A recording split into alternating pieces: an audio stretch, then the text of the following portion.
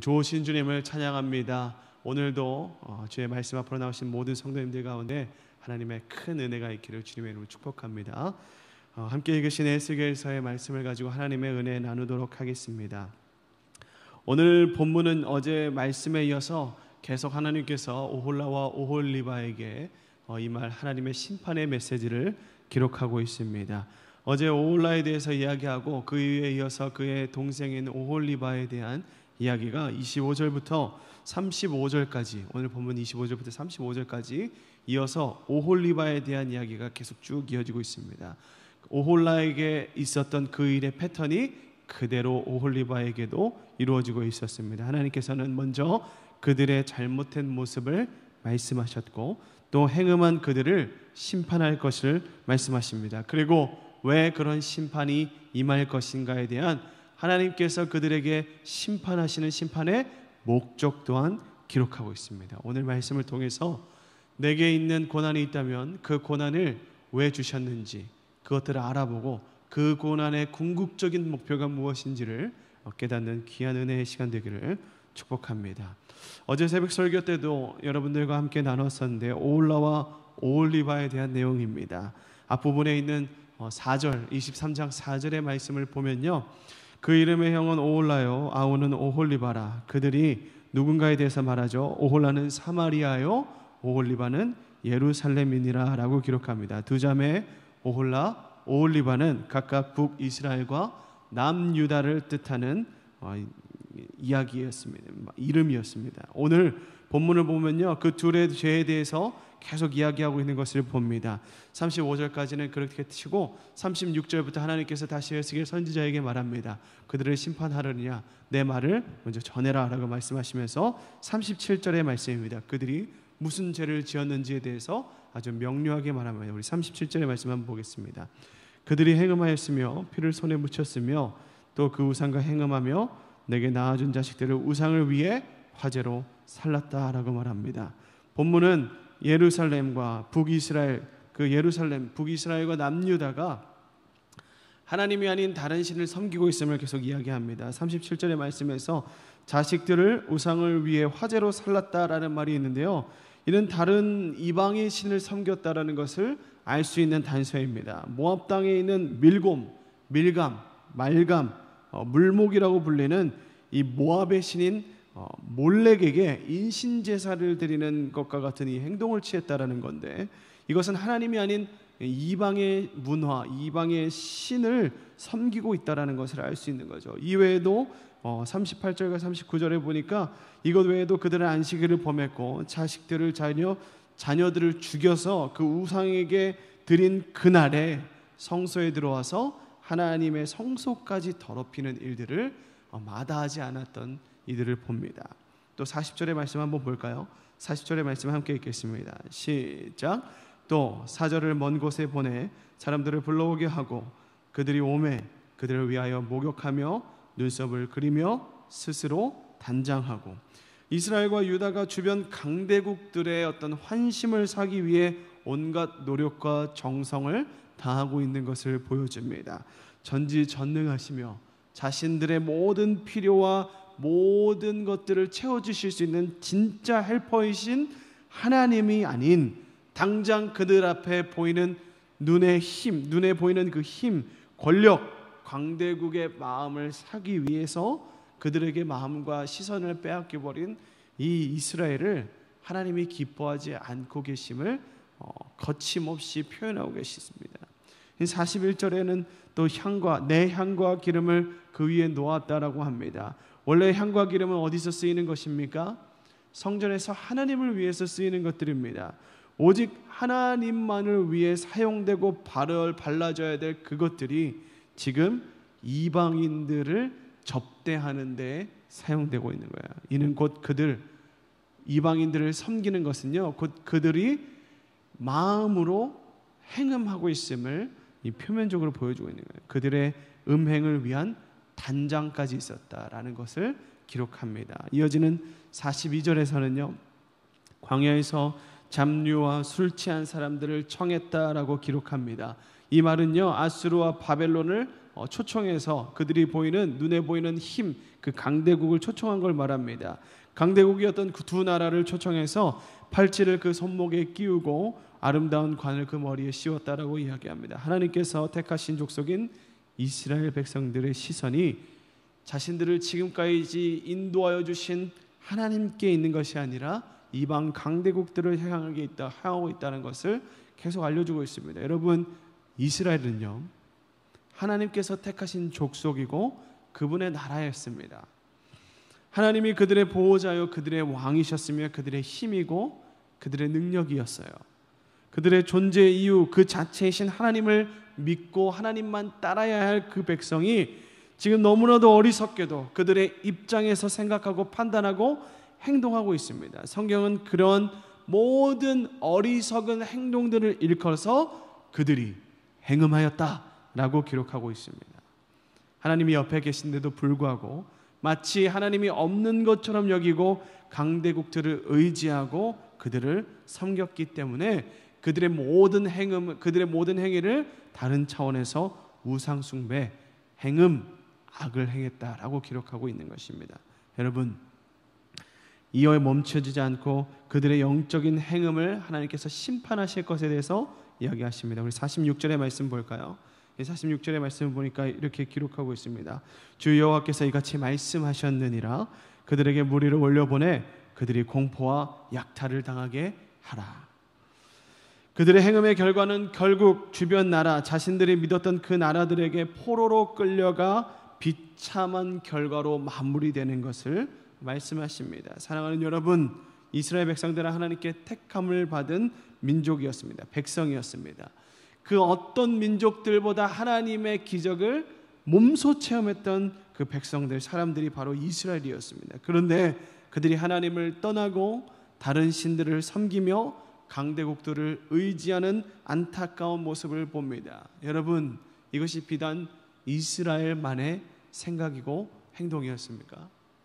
지금 우리는 어떤지 한번 좀 돌아봤으면 좋겠습니다. 그리고 이 코로나 시국에 이때에 하나님께서 왜 에스겔서와 예레미야와 같은 말씀을 계속 우리에게 주시는 걸까요? 그리스도인이라고 말은 하지만 세상에 살아가면서 이스라엘 백성들과 같이 남유다의 백성들과 같이 하나님의 마음을 아프게 하며 그것을 뛰어넘어 분노하게 하는 일들을 우리 삶 가운데는 행하지 않고 있습니까? 이스라엘 백성들에게 가장 큰 문제가 있었습니다. 그것이 무엇이냐면요, 그들이 죄인임을 스스로 인식하지 못하는 데 있었다는 거예요. 그들이 행하는 일들이 하나님을 분노하게 하고 하나님의 심판을 이끌어오는 일임을 그들이 인식하지 못했다는 것입니다. 영적인 무지한 상태로 살아가고 있었어요. 여러분, 우리도 살아가면서 내가 잘하고 있나? 내가 주님 앞에서 올바른 길을 걸어가고 있나? 믿음 안에서 참 바른 길을 걷고 있는가에 대한 생각을 여러분 늘 하셔야 됩니다. 그래서 우리는 날마다 이 말씀이 필요한 거예요. 그 말씀 가운데 하나님께서 우리의 양심과 우리의 심령과 우리의 영혼을 찌르는 그 말씀을 주실 때 우리가 거기에 반응할 수 있는 믿음을 갖고 있는가를 우리 날마다 돌아보아야 됩니다. 그렇지 않는다면 우리는 잘하고 있다고 하는 그 가운데 교만이 있고 잘하고 있다라고 생각되는 그 삶 가운데에 여전히 하나님의 마음을 아프게 하는 그 부분을 보이고 있을 것이란 말이에요. 우리는 그 부분을 날마다 깎아내려가야 돼요. 날마다 다듬어 가야 돼요. 주님 보시기에 참 둥글둥글하고 보시기 이쁘게 아름답게 참 사용하시기에 합당한 그릇이 저와 여러분이 되어야 될 줄로 믿습니다. 우리 본문 말씀의 끝절인 49절의 말씀을 함께 읽어보도록 하겠습니다. 49절의 말씀입니다. 시작. 그들이 너의 음란으로 너에게 보응한 즉 너희가 모든 우상을 위하던 죄를 담당할지라 내가 주 여호와인 줄을 너희가 알리라 하시니라. 오늘의 본문 마지막 절은요, 내가 주 여호와인 줄을 너희가 알리라 라고 하는 이 에스겔서의 특유의 공식적인 말씀으로 마무리가 되고 있습니다. 여러분 보십시오. 여호와께서 에스겔 선지자를 통해 말씀하시고 또한 심판하시는 궁극적인 목표가 이 에스겔서 오늘 본문의 49절에 나와 있습니다. 결국 그들이 당하게 되는 모든 수치와 고난, 어려움들을 통해서 그들이 다시 한 번 더 어떤 백성인지를 알게 하는 겁니다. 그들은 오직 하나님께 속한 백성이어야 됨을 알려주시는 거예요. 알게끔 하시는 겁니다. 이 말인 즉슨 뒤집어 말하면 그들이 죄인임을, 그들이 결핍이 있는 존재임을, 그들이 도움이 필요한 존재임을 하나님께서 다시 알게 해주시는 거예요. 그래서 그들이 자신을 보니까 누가 필요한 줄 알아요? 주 여호와인 줄을, 내가 주 여호와인 줄을 알게 되는 것입니다. 우리에게 이러한 은혜가 있기를 축복합니다. 다시 하나님을 바라보고 주께로 돌아오며 인도하시는 그 사랑의 마음이 이 말씀 가운데 녹아져 있는 거예요. 이제는 다른 곳에 눈 돌리지 말고 제발 너희의 구원자인, 너희의 필요인, 너희의 죄에 해결할 수 있는 유일한 사람, 유일한 존재인 나를 믿고 순종해라 라고 하는 이 하나님의 음성에 우리가 반응해야 될 줄로 믿습니다. 여러분, 우리가 사는 이 시대를 좀 보십시오. 이 시대가 어떤 시대입니까? 실질적으로 하나님 앞에 행음이 가득했다라고 말해도 과언이 아닐 정도의 시대입니다. 이것은 세상뿐만 아니라 성도에게도 마찬가지예요. 성도들이 하나님과 동시에 이 세상의 어떤 다른 것들을 하나님처럼 섬기며 생각하고 살아갑니다. 물질, 명예, 학벌, 심지어 교회 안에서의 인정받는 것, SNS를 통해서 자신을 드러내 보이는 것, 그래서 그것들을 자랑하고 다른 사람들에게 인정을 받는 것, 쾌락, 수많은 것들이 하나님과 동일시되며 여겨지며 살아가고 있습니다. 이것은요, 우리 모두가 한 번쯤은 바라고 살아왔던 그런 것들이에요. 그런데 이 다른 일들의 정신이 빠져서 우리가 예배를 게을리한다면 이미 우리는 신앙적인 간음을 주님 앞에 범하고 있다는 사실을 여러분 아셔야 됩니다. 코로나로 인해서 주일에 또 평일에 우리가 이렇게 영상으로 예배 드리니까 이 예배 드리는 과정 가운데서도 집안일들이 막 생각나는 거예요. 또 영상으로 예배 드리니까 내가 집중할 수 없다라는 마음이 내 마음을 가득 채워버립니다. 여러분 정말 그렇습니까? 영상으로 드리기 때문에 우리가 예배에 집중할 수 없는 겁니까? 우리 안에 말씀의 간절함이 있다면 우리가 늘 찬양하며 보내서 내가 걸어갈 때 길이 되고 내가 살아갈 때 삶이 되는 그곳에서 내가 어떤 상황 가운데서도 예배하겠다라는 그 고백은 다 거짓말이었습니까? 매일 하나님의 말씀과 기도 가운데 여러분 참된 안식을 누리고 있으십니까? 스마트폰은 아침부터 내가 자는 그 직전까지 옆에 끼고 있으면서 그만큼 하나님의 말씀은 내게 친밀한 그런 관계가 유지되고 계십니까? 아니면 그냥 아무도 보지 않으니까 그냥 했다고 하면 되니까 오늘도 그냥 넘겨지는 그 많은 믿음이 없는 종교인과 같은 모습을 가지고 있지는 않으십니까? 그렇다면 우리는요 이미 신앙적 행음을 음행을 범하고 있는 자들입니다. 그렇게 계속 음행을 한다면 우리를 사랑하시는 남편이신 주 예수 그리스도는요 그것들을 가만두지 않고 모두 빼앗아 버릴 것을 말씀하십니다. 돈, 건강, 명예, 인정받는 것, 친구, 가족, 내가 즐기던 모든 그 즐거움, 그것이 무엇이든지 그것이 우리가 믿고 신뢰하고 추구하고 따르는 것이었다면 그 모든 것들이 오히려 이제는 우리에게 고통이 될 것이라고 말씀하시는 겁니다. 마치 출애굽기 그에 나왔던 그 출애굽할 당시에 모세를 통해 나타냈던 그 10가지 재앙을 여러분 생각해 보십시오. 그 10가지 재앙은요 애굽 땅에서 애굽의 백성들이 섬기던 그 신들을 의미하는 것들이었습니다. 그들이 믿고 의지하고 따르는 것들을 추구하는 것들이었어요. 여러분 구약 성도가 믿던 오늘 에스겔 이 본문에서 나오는 이스라엘 백성들이 믿던 이집트와 바벨론, 아수르와 같은 그들이 오히려 이제는 이스라엘을 죽이고 불태우게 만드신 이 하나님의 방법들을 여러분 기억하셔야 돼요.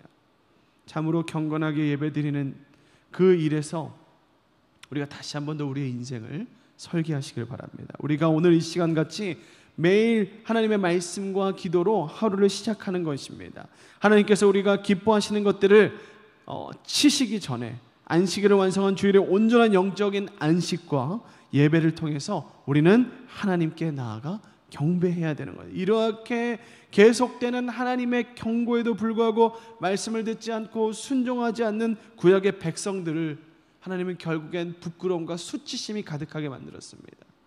허탈함이 그 안에 가득하도록 만들었어요. 저는 우리가 그러한 일들을 겪지 않기를 원합니다. 우리에게 하나님께서 주신 그 복들로 말미암아 우리가 그것들을 우상처럼 섬길 때 하나님께서는 그 모든 것들을 빼앗아 가실 것이에요. 그때 발가벗겨지듯이 임하는 그 부끄러움이 임할 겁니다. 그러나 여러분 기억하십시오.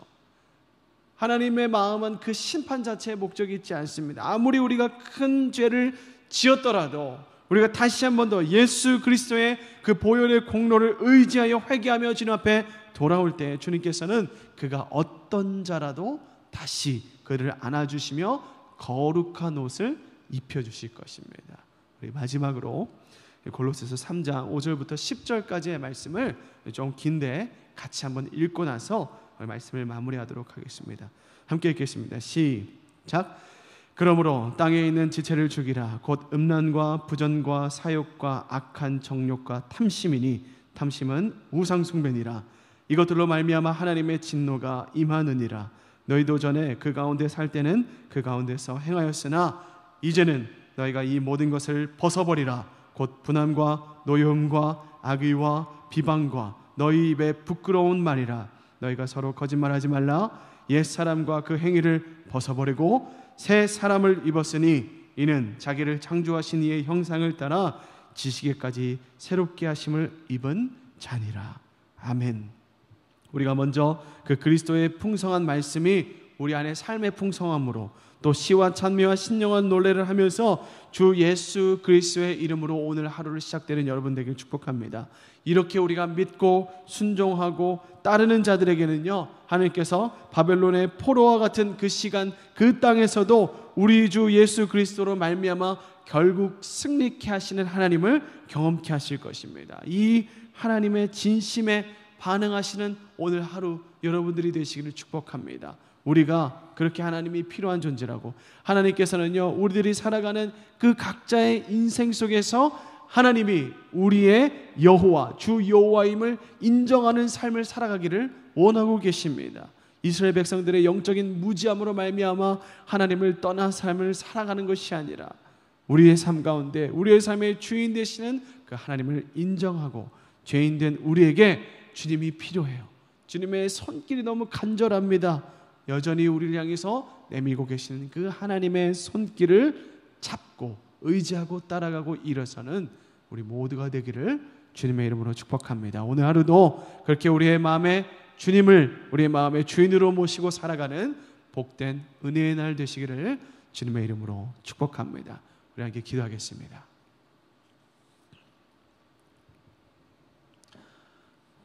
주님의 본심과 주님의 마음을 깨달아 알아서 오늘도 주님의 그 복된 은혜를 누리시는 여러분 되기를 바랍니다. 우리가 어떻게 해야 주님의 복된 은혜를 누릴 수 있습니까? 먼저 우리가 누구인지를 아는 것입니다. 우리가 죄인임을 알 때에 우리의 결핍이 우리의 눈에 보이게 됩니다. 그러면 그 결핍으로 말미암아 우리는 필요한 것이 무엇인지를 깨닫게 되는데 그 필요가 누구입니까? 그것이 바로 예수 그리스도가 될 것입니다. 우리의 필요이신 예수 그리스도, 주님, 우리가 죄인임을 깨닫고 다시 한 번 더 주님이 필요한 존재임을 이 시간 고백합니다. 내 삶 가운데, 오늘의 하루 가운데 오늘도 충만한 주님이 이끄시는 귀한 복된 하루 될 수 있도록 인도하여 주시옵소서. 우리 다 함께 주님의 이름을 한번 부르짖고 기도하며 나가겠습니다. 부르짖습니다. 주여